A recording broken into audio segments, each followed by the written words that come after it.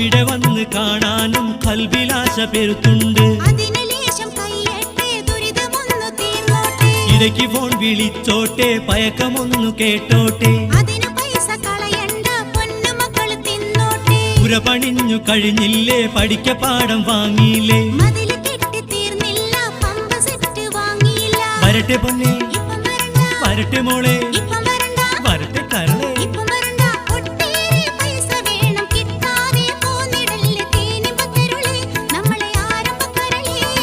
പലരും വരുന്നുണ്ട് നാട്ടിലേക്ക്, പെരുത്താശ ഞമ്മക്കും ഉണ്ടെന്നോ.